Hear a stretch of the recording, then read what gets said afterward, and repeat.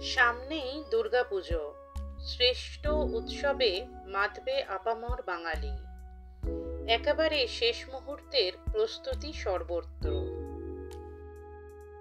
ভিড় নিয়ন্ত্রণে তৈরি হচ্ছে শহরের অন্যতম গুরুত্বপূর্ণ গণপরিবহন কলকাতা মেট্রো।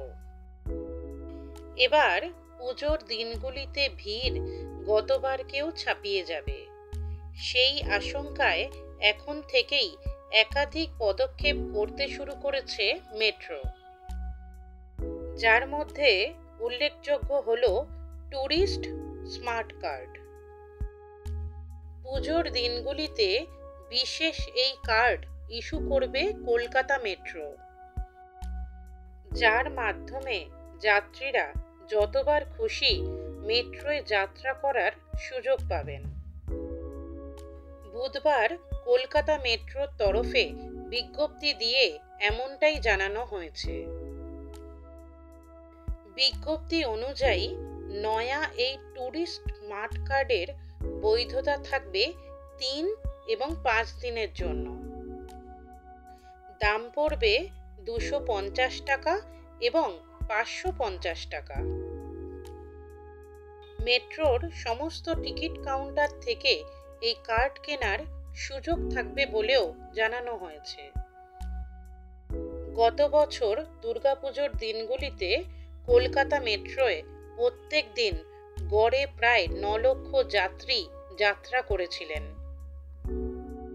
এবার এই সংখ্যা আরও ছাপিয়ে যাবে বলেই দাবি। কলকাতা মেট্রোর অনুমান, মেট্রো নেটওয়ার্কের বিস্তার যেভাবে ঘটেছে তাতে সমস্ত করিডর মিলিয়ে এবার প্রত্যেক দিন গড়ে প্রায় 11 থেকে 12 লক্ষ যাত্রী যাত্রা করতে পারবেন। ভিড় এড়াতে ট্যুরিস্ট স্মার্ট কার্ড কিংবা স্মার্ট কার্ড ব্যবহারে যাত্রীদের জোর দেওয়ার পরামর্শ দিচ্ছে মেট্রো কর্তৃপক্ষ। শুধু তাই নয়, আমার মেট্রো অ্যাপ ব্যবহার করে টিকিট কাটারও পরামর্শ দেওয়া হয়েছে।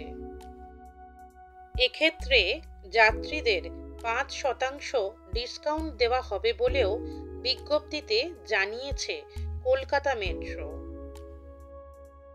তাদের দাবি, এক্ষেত্রে পুজোর দিনগুলিতে যাত্রী পরিষেবা আরও আরামদায়ক এবং মসৃণ হবে বলেই মনে করা হচ্ছে।